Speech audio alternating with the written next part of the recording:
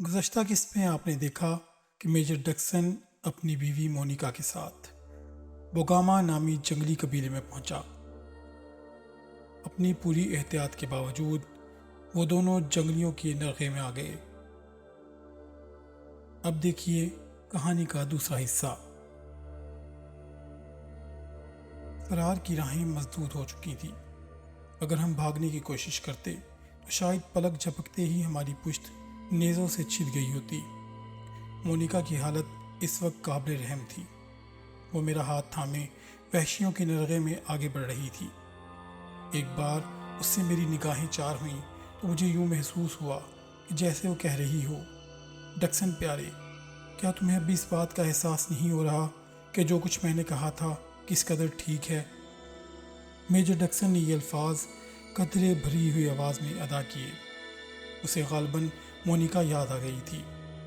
چند ثانیے تک وہ خاموش بیٹھا واقعات کی بکھری ہوئی کڑیاں یکجا کرتا رہا۔ پھر اس نے جیب سے رومال نکال کر آنکھوں کے بھیگے ہوئے گوشے خشک کیے اور گلاس کی باقی ماندہ شراب ایک ہی گھونٹ میں حلق سے نیچے اتار کر بولا، میرے عزیز، مجھے مونیکا کی وہ حسرتناک اداسی آج بھی یاد ہے۔ اس کے چہرے پر چھائی ہوئی بے بسی میرے دل و دماغ پر تیر و نشتر بن کر چبھ رہی ہوتی ہے، لیکن میں وہ سب کچھ برداشت کرنے میں مجبور تھا۔ وحشی قبائلیوں کے عقیدے کے مطابق یہ احساس بھی تھا کہ وہ مونیکا کے ساتھ کیا سلوک کریں گے۔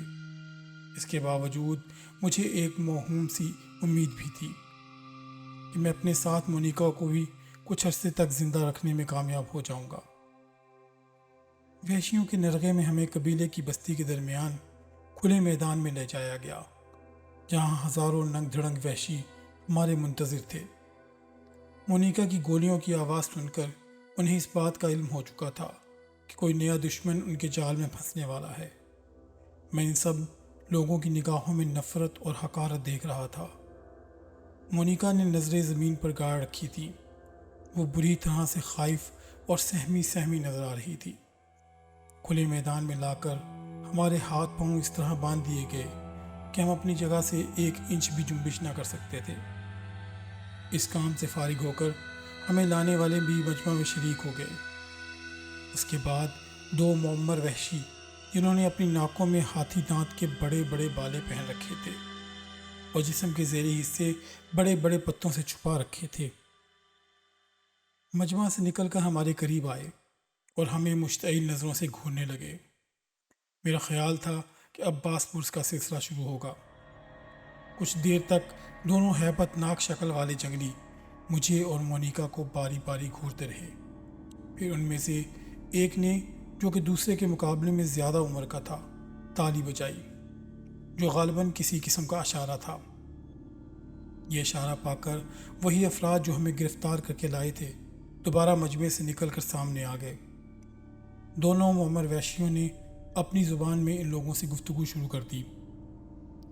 گفتگو کے درمیان بھی بولنے والے ہماری طرف گھور گھور کر دیکھے جاتے تھے۔ جیسا کہ پہلے کہہ چکا ہوں، مجھے جنگلی قبائل کی زبان سے شد بدھ ہے، اس لیے میں ان کی باتیں پورے طور پر تو نہ سمجھ سکا، مگر اتنا ضرور سمجھ گیا کہ ہمیں گرفتار کرنے والے ہمارے بارے میں تفصیل بیان کر رہے ہیں۔ کچھ دیر تک ان کے درمیان یہ سلسلہ جاری رہا۔ پھر دونوں معمر وحشیوں کے علاوہ باقی لوگ واپس پلٹ کر مجمع کے ساتھ جا کھڑے ہوئے۔ اب وہ دونوں مجھے اور مونیکا کو دوبارہ قہر آلود نظروں سے گھور رہے تھے، لیکن زیادہ توجہ مونیکا کی طرف تھی، جس کی وجہ اس کے سوا اور کچھ نہ تھی کہ اس نے 4 وحشیوں کو جان سے مار ڈالا تھا۔ ٹیکا مارا، ریگا لیا، مونو ساما۔ تمہاری عورت نے قتل کیا ہے، وہ مجرم ہے، زیادہ عمر والے نے براہ راست مجھ سے سوال کیا، جسے میں بمشکل سمجھ سکا۔ ہمارو اشوریا، میں تسلیم کرتا ہوں اور معافی کا خواستگار ہوں، میں نے ٹوٹے پھوٹے لفظوں میں سنجیدگی سے جواب دیا۔ میرا جواب سن کر ان دونوں کی آنکھوں میں خون اتر آیا۔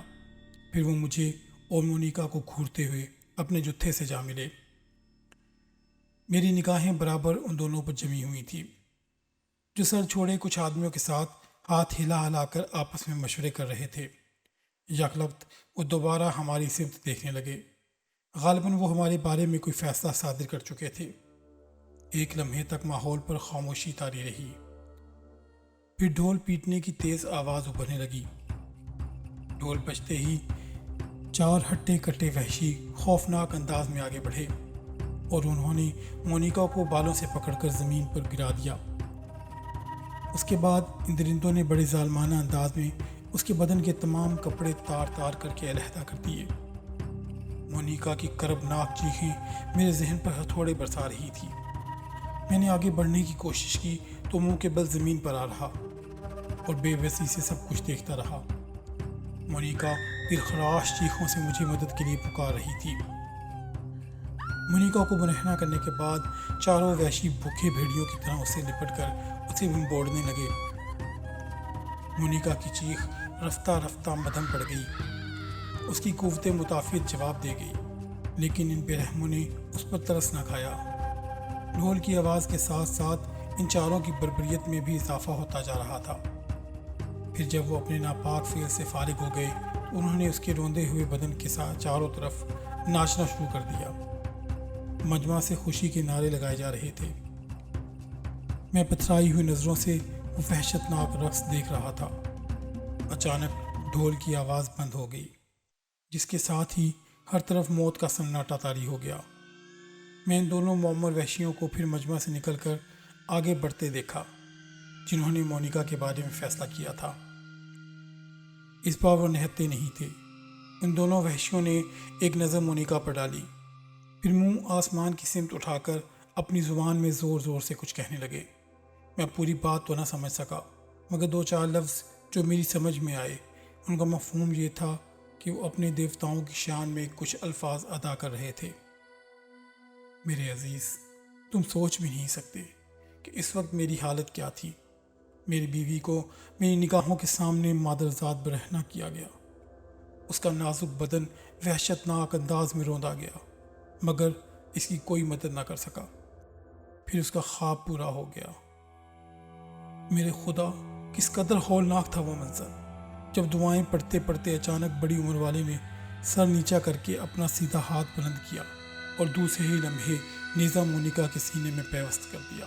خون کا فوارہ اس غریب کی چھاتی سے بلند ہوا تو میں نے ہونٹ دانتوں تلے سختی سے بھینچ کر آنکھیں بند کر لی۔ اس کے بعد کیا ہوا میں اسے نہ دیکھ سکا، لیکن جب دوبارہ ڈھول بجنے شروع ہوئے اور وحشیوں کی چیخ و بخار ابھری تو میں نے آنکھیں کھول دی۔ مقدس ابن مریم کی قسم، اگر اس وقت میرے ہاتھ پاؤں آزاد ہوتے تو میں اپنے انجام کی فکر کیے بغیر ان درندوں پر بجلی بن کر ٹوٹ پڑتا، لیکن حالات نے مجھے مجبور و بے بس کر دیا تھا۔ جانتے ہو، دوبارہ آنکھیں کھولنے پر میری نظروں نے کیا منظر دیکھا؟ آج بھی میں سوچتا ہوں تو میرا دل ڈوبنے لگتا ہے۔ ان وحشی جنگلی درندوں نے معصوم اور بے گناہ مونیکا کا بدن سینکڑوں ٹکڑوں میں تقسیم کر دیا تھا۔ ایک سنگ دل نے اس کا سر نیزے پر اٹھا رکھا تھا اور رقص جاری تھا۔ میں اس منظر کی تاب نہ لا کر بے ہوش ہو گیا۔ کاش کہ میں مر گیا ہوتا تو زیادہ بہتر تھا۔ میجر ڈکسن کی آنکھیں دوبارہ ڈبڈبا گئیں۔ ماضی کی کربناک یادوں نے اسے بے چین کر دیا تھا۔ میں چپ چاپ بیٹھا اس کے چہرے کے تاثرات دیکھتا رہا۔ مجھے اس بات کا احساس تھا کہ میں نے میجر کا ماضی کو ریت کر اسے روحانی کرب سے دوچار کیا تھا۔ اس کے باوجود اس کی کہانی اس قدر حیرت انگیز اور پراسرار تھی کہ میں اپنے تجسس کا گلا نہ گھونٹ سکا اور اس بات کا منتظر رہا کہ میجر کب اپنی داستان کا تسلسل دوبارہ قائم کرتا ہے۔ کمرے میں موت کا سناٹا طاری رہا۔ میجر کی آنکھوں سے آنسو بہہ بہہ کر اس کے دامن پہ گرتے رہے۔ وہ خلا میں نہ جانے کیا دیکھ رہا تھا۔ کچھ دیر تک اس کی یہ کیفیت رہی، پھر اس نے رومال سے آنسو پونچھے اور اپنے لیے دوسرا پیک تیار کرنے لگا۔ 2-4 لمبے لمبے گھونٹ لینے کے بعد اس نے پہلو بدلا، پھر میری طرف دیکھ کر کہنا شروع کیا، مونیکا کے ساتھ جو سلوک کیا گیا، اس کے بعد مجھے یقین ہو گیا کہ وہ مجھے بھی کبھی معاف نہیں کریں گے۔ قبیلے کے رسم و رواج کے مطابق مجھے ٹھکانے لگانے سے پہلے ان کا اپنے دیوتاؤں سے شگن لینا ضروری تھا۔ زندگی کی تمنا کسے نہیں ہوتی میرے دوست، لیکن یقین جانو میں دل ہی دل میں برابر میں دعا کرتا رہا کہ میرا کام بھی جلد سے جلد تمام ہو جائے، لیکن قدرت کو میری بے بسی کے ایام چونکہ طویل کرنے مقصود تھے، اس لیے 3 بار شگن میری تمنا کے خلاف نکلا۔ چنانچہ میں قید تنہائی میں ڈال دیا گیا۔ اکثر رات کو سوتے سوتے میں خوف سے چیخ مار کر بیدار ہو جایا کرتا۔ مجھے یوں محسوس ہوتا جیسے کہ مونیکا کی روح میرے ارد گرد منڈلا رہی ہے۔ اکثر خواب کی حالت میں دیکھتا کہ وہ میرے سامنے کھڑی ہے اور ہاتھ جوڑے ملتجیانہ لہجے میں مجھ سے کہہ رہی ہے، ڈکسن، میرے پیارے ڈکسن، خدا کے لیے میری بات مان لو اور بوگاما جزیرے کا خیال ذہن سے نکال دو۔ اور کبھی وہ پریشان ہو کر کہتی، ڈکسن، میری روح آج بھی تمہارے لیے بے چین ہے۔ جب تک تم درندوں کی اس بستی میں جو وادی موت سے بھی بدتر ہے چھٹکارا نہیں پا لیتے، میری روح کو سکون نہیں مل سکے گا۔ غرض یہ کہ میں بڑی قسم پرسی کی حالت میں زندہ رہنے پر مجبور تھا۔ مجھے ایک علیحدہ جھونپڑے میں رکھا گیا جہاں کوئی نہ کوئی محافظ اس خیال سے ہر وقت موجود رہتا کہ کہیں میں خودکشی نہ کر لوں۔ ان وحشیوں نے مستقل طور پر میرے ہاتھ پاؤں باندھ رکھے تھے۔ کھانے اور پینے کے لیے بھی مجھے ہاتھ استعمال کرنے کی اجازت نہیں تھی۔ کھانے کا بڑا تھال میرے سامنے لا کر رکھ دیا جاتا، جسے میں زمین پر اوندا لیٹ کر جانوروں کی طرح بامشکل کھایا کرتا تھا۔ پانی پینے کے لیے بھی مجھے یہی طریقہ اختیار کرنا پڑتا۔ پیشاب اور پخانے کے لیے بھی مجھے باہر نکلنے نہیں دیا جاتا تھا۔ البتہ ان ظالموں نے اتنا رحم ضرور کیا کہ جب میرے کپڑے غلاظت سے لت پت ہو گئے اور جھونپڑے میں تعفن پھوٹنے لگا تو ان لوگوں نے میرا جسم بھی کپڑوں کی قید سے آزاد کر دیا تھا۔ 22 روز تک میں موت اور زندگی کی کشمکش سے دوچار رہا۔ اس عرصے میں مجھے ایک بار بھی آسمان دیکھنا نصیب نہ ہوا۔ تاریکی میں رہتے رہتے میری بینائی بھی متاثر ہو رہی تھی۔ اس کے علاوہ جھونپڑی کی سیلن اور گھٹن کی وجہ سے میری صحت بھی رفتہ رفتہ گرتی جا رہی تھی۔ میں تمباکو نوشی کا ہمیشہ سے شائق رہا ہوں۔ 22 روز تک اس سے محروم رہا۔ بہرحال 23ویں روز مجھے جھونپڑے سے نکالا گیا۔ میرے ہاتھ پاؤں کھول دیے گئے تھے۔ میں یہ نہ جان سکا کہ مجھے باہر نکالنے کے لیے نیزوں سے کیوں کھینچا جا رہا ہے۔ جب میں نے اٹھنے کی کوشش کی تو لڑکھڑا کر گر پڑا۔ میرے دونوں ٹخنے پھوڑے کی مانند درد کر رہے تھے۔ بہرحال بمشکل اپنا توازن سنبھالتا ہوا اٹھا اور جھونپڑے سے باہر آ گیا۔ 3 وحشی نیزے ہاتھ میں لیے میرے ساتھ ساتھ تھے۔ مجھے اسی میدان کی طرف لے جایا گیا جہاں مونیکا کو میری نظروں کے سامنے عبرت ناک موت نصیب ہوئی تھی۔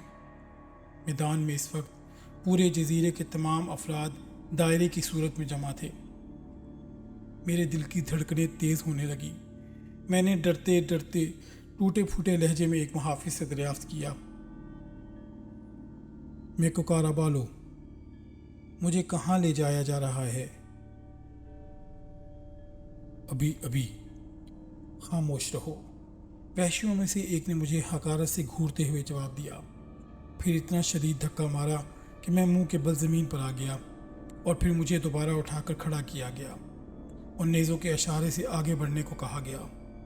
میں نے ایک سرد آہ بھری اور لڑکھڑاتا ہوا آگے بڑھنے لگا۔ مجمع میں مجھے سب سے آگے لے جایا گیا، لیکن وہاں پہنچ کر میں نے جو کچھ دیکھا وہ انتہائی انسانیت سوز تھا۔ قبیلے کا وہی سب سے معمر شخص جس نے مونیکا کے سلسلے میں فیصلہ صادر کیا تھا، اس وقت میری نظروں کے سامنے فضا میں اوندا مولک تھا۔ اس کے دونوں ہاتھ اور پاؤں ان 4 بلیوں سے جکڑ کر باندھ دیے گئے تھے جو اسے سنبھالے رکھنے کے لیے گاڑی گئی تھی۔ کسی کمان کی طرح وہ جھول جھول کر چلا رہا تھا۔ زمین سے اس کا جسم تقریباً 7 فٹ اونچا تھا۔ اس کے معلق جسم کے عین نیچے ایک بڑا سا لکڑی کا ہودہ رکھا ہوا تھا۔ ہودے کے قریب ہی ایک نومولود بچہ پتوں کے ڈھیر پر موجود تھا۔ میں سمجھ گیا کہ آج اس نومولود کو اس معمر کے خون سے غسل دینے کی شیطانی رسم ادا کی جائے گی۔ ایک طرف میرے دل میں اس رسم کے خلاف بغاوت کا لاوا ابل رہا تھا، لیکن دوسری طرف مجھے اس بات کی خوشی تھی کہ اس ذلیل بڈھے کو اپنے کیے کی سزا ملنے والی ہے، جس نے مونیکا کے ضمن میں کسی ہمدردی یا رحم کا اظہار نہیں کیا تھا۔ میں نے اس خونی رسم کے بارے میں جو کچھ سن رکھا تھا وہ حرف بہ حرف درست ثابت ہوا۔ میرے وہاں پہنچنے کے بعد حسب دستور 2 بوڑھوں نے سب سے پہلے بلند آواز میں دیوتاؤں سے مخاطب ہو کر اپنی زبان میں کچھ کہا، پھر ڈھول بجنے لگے کہ دل دہلا دینے والی آواز کے ساتھ وحشیوں کا شیطانی رقص بھی تیز ہونے لگا۔ ننگ دھڑنگ مرد فضا میں معلق معمر شخص کے گرد دیوانوں جیسے انداز میں اچھل اچھل کر نہ جانے کیا گیت گا رہے تھے۔ شیطانی رقص کا یہ سلسلہ کوئی آدھے گھنٹے جاری رہا۔ وحشیوں کے جسم سے جو پسینے میں شرابور تھے دھوپ میں یوں چمک رہے تھے جیسے تیل میں نہائے ہوں۔ اچانک ڈھول بجانے کی آواز بند ہو گئی، جس کے ساتھ ساتھ شیطانی رقص کا سلسلہ بھی بند ہو گیا۔ قبیلے کے تمام افراد پھر دائرے کی صورت میں دور دور ہٹ گئے۔ معمر شخص کے پاس صرف 4 آدمی رہ گئے تھے۔ میں دم بخود کھڑا سب کچھ دیکھ رہا تھا کہ یخلق ایک جنگلی نیزہ لہراتا ہوا آگے بڑھا اور بڑی ماہرانہ چابک دستی سے اس معلق وحشی کے شکم میں گھونپ کر تیزی سے باہر نکال دیا۔ دوسرے ہی لمحے اس بد نصیب کے شکم سے خون کا نلکا جاری ہو گیا۔ وہ دردناک انداز میں چلا رہا تھا۔ اس کا کمان کی طرح جھولتا ہوا جسم بار بار جھٹکے لینے لگا۔ اس کی خوفناک نظریں خود اپنے ہی جسم سے ابلتے ہوئے خون پر جم کر رہ گئی تھیں، جو نیچے رکھے ہوئے ہودے میں جمع ہو رہا تھا۔ چاروں وحشی نیزے فضا میں لہرا لہرا کر اس کے گرد ناچنے لگے۔ ناچتے ناچتے وہ اچانک اس معمر شخص پر حملہ آور ہو جاتے اور ہر نئے زخم سے جہاں نیزہ پیوست کیا جاتا خون کا فوارہ اول پڑتا۔ بلیوں سے بندھے ہوئے وحشی کے چہرے کی رنگت بڑی تیزی سے زرد پڑ رہی تھی۔ اس کی کربناک چیخوں میں بھی اب وہ پہلی جیسی شدت باقی نہ رہی تھی۔ یہ خوفناک سلسلہ اس وقت تک جاری رہا جب تک معمر وحشی کے جسم سے خون کا آخری قطرہ ہودے میں منتقل نہ ہو گیا۔ پھر ان درندوں نے اس نومولود بچے کو اٹھا کر خون سے بھرے ہوئے ہودے میں ڈال دیا۔ جنگلی عورتوں نے اپنی زبان میں خوشی کا گیت شروع کر دیا۔ جب بچے کو غسل دیا جا چکا تو معمر وحشی کی اکڑی ہوئی لاش نیچے اتاری گئی۔ وہ چاروں وحشی جو وہاں پہلے سے موجود تھے کسی بات پر تکرار کرنے لگے۔ مجھے یوں لگ رہا تھا کہ جیسے وہ اچانک نیزہ تان کر ایک دوسرے پر ٹوٹ پڑیں گے، لیکن ایسا نہیں ہوا۔ کچھ دیر تک وہ اونچی آواز میں ایک دوسرے سے لڑتے رہے۔ پھر ان میں سے 3 وحشی جو چوتھے کے مقابلے میں کمزور نظر آ رہے تھے خاموش ہو کر پیچھے ہٹ گئے۔ چوتھے جنگلی نے غالباً اپنی فتح کے اعلان کے طور پر ایک نعرہ بلند کیا، پھر نیزہ دور پھینک کر اپنے کمر سے وہ خنجر کھولا جو ایک رسی سے بندھا ہوا تھا۔ خنجر نکال کر اس نے بڑے مہذب انداز میں 3 بار بوسہ دیا، گھوم کر مجمع کی طرف دیکھا، پھر اکڑی ہوئی لاش پر جھک گیا۔ میں اس کا ہاتھ تیزی سے متحرک دیکھ رہا تھا۔ دوبارہ جب وہ کھڑا ہوا تو اس کے ہاتھ میں معمر وحشی کی کھوپڑی جھول رہی تھی، جسے اس نے بڑی بے دردی کے ساتھ لاش سے جدا کر لیا تھا، اور اب فاتحانہ انداز میں اسے سر سے بلند کیے مجمع کی طرف جا رہا تھا۔ یہ خونی رسم پوری ہو جانے کے بعد مجھے واپس لا کر اسی جھونپڑے میں ڈال دیا گیا۔ میرے پاؤں کو رسیوں سے دوبارہ جکڑ دیا گیا۔ اس رات میں عجیب و غریب اور بھیانک خواب دیکھتا رہا۔ صبح بیدار ہوا تو میرے سر میں شدید درد تھا۔ بخار کی تپش سے میرا جسم پھنکا جا رہا تھا۔ 2 روز تک میری یہی کیفیت رہی، لیکن کسی نے مجھ پر کوئی توجہ نہ دی۔ ان دنوں میں مجھے بھوک پیاس کا بھی ہوش نہ رہا۔ میرا بخار شدت اختیار کرتا جا رہا تھا۔ تیسرے روز 2 جنگلی مجھے ڈنڈا ڈولی کر کے جھونپڑے سے باہر لے آئے، جہاں مجھے ناہموار زمین پر ڈال دیا گیا۔ ایک جنگلی کے اشارے پر جو وہاں پہلے سے میرا منتظر تھا، میرے گلے پر بائیں جانب تیز دھار چاقو سے ہلکا سا شگاف کیا گیا۔ پھر شگاف میں کوئی سفوف بھر دیا گیا جو میرے لیے انتہائی ناقابل برداشت اور اذیت ناک تھا۔ مجھے یوں محسوس ہوا جیسے میرے زخم میں پسی ہوئی مرچیں بھر دی گئی ہوں۔ بخار کی شدت کے باوجود میں درد سے بلبلا اٹھا اور زمین پر لوٹنے لگا۔ جو جنگلی مجھے باہر لائے تھے مجھ پر دوبارہ ٹوٹ پڑے اور مجھے بڑی بے رحمی سے کھینچ کھانچ کر دوبارہ اسی تاریک جھونپڑے میں پھینک دیا گیا، جہاں میں گزشتہ 25 روز سے پڑا اپنی موت کی راہ دیکھ رہا تھا۔ میجر ڈکسن نے گلاس میں پڑی ہوئی شراب کو 2-4 گھونٹ لے کر ختم کیا، پھر پرنس ہنری کا تمباکو پائپ میں بھر کر سلگایا۔ وہ 3 طویل کش لے کر پھر اپنی عجیب و غریب داستان شروع کر دی، جسے سننے کے لیے میری بے چینی ہر لمحہ بڑھتی جا رہی تھی۔ میں نہیں کہہ سکتا کہ ان جنگلیوں نے کس سفوف یا جڑی بوٹی کے ذریعے میرا علاج کیا تھا۔ بہرحال دوسرے ہی روز میرا بخار اتر گیا، مگر نکاہت برقرار رہی۔ 7 روز بعد میں اس قابل ہو گیا کہ اپنے جسم کو حرکت دے سکوں۔ مجھے حیرت تھی کہ اب تک مجھے زندہ کیوں رکھا گیا۔ شاید ابھی تک دیوتاؤں کی طرف سے میری موت کا شگن نہیں ملا تھا، جبکہ میں ہر لمحے موت کی دعائیں مانگا کرتا تھا۔ ایک روز میں نے اچانک فرار کے بارے میں سنجیدگی سے سوچنا شروع کر دیا۔ مونیکا کی موت کا اثر میرے ذہن سے کسی قدر ہلکا ہو چکا تھا۔ جنگلیوں نے اب تک مجھ سے یہ سوال نہیں کیا تھا کہ میں جزیرے تک کس طرح پہنچا، جس کے معنی یہی تھے کہ وہ لانچ ابھی تک محفوظ ہوگی جو میں نے سمندری چٹانوں کے درمیان گھنے درختوں کی اوٹ میں چھپا دی تھی۔ فرار کی راہیں میرے لیے ہر چند کے مسدود تھیں، لیکن زندگی کی امید نے مجھے بہت کچھ خطرے مول لینے پر مجبور کر دیا۔ اگر میں کسی طرح خود کو ان رسیوں سے آزاد کرا سکتا جنہوں نے مجھے بے دست و پا کر رکھا تھا، تو میں اپنی جان بچانے کے لیے کسی منصوبے کو عملی جمع پہنا سکتا تھا۔ جھونپڑے میں جہاں مجھے رکھا گیا تھا بظاہر کوئی ایسی چیز موجود نہیں تھی۔ اس کے اوپر میری سوچوں کے زاویے صرف فرار کے امکانات میں محدود ہو کر رہ گئے تھے۔ 3-4 روز تک مجھے ایسی کوئی ترتیب نہ سوجی جو میرے فرار کے سلسلے میری معاونت کر سکتی، لیکن ایک روز اچانک امید کی ایک کرن میرے تاریک ذہن میں روشن ہو گئی۔ مجھے پتھر کے جس برتن میں کھانا دیا جاتا، اگر کسی طرح سے میں اسے توڑنے میں کامیاب ہو جاتا تو پھر رسیاں کاٹنے کا مسئلہ حل ہو سکتا تھا۔ چنانچہ دوسرے روز جب دوپہر کا کھانا میرے لیے آیا تو میں نے وہ برتن غور سے دیکھا۔ مجھے امید ہو چکی تھی کہ اگر میں نے ہمت سے کام لیا تو اپنے مقصد میں کامیاب ہو جاؤں گا۔ ڈیئر ویورز، آج کا یہ قصہ یہیں پر اختتام پذیر ہوا۔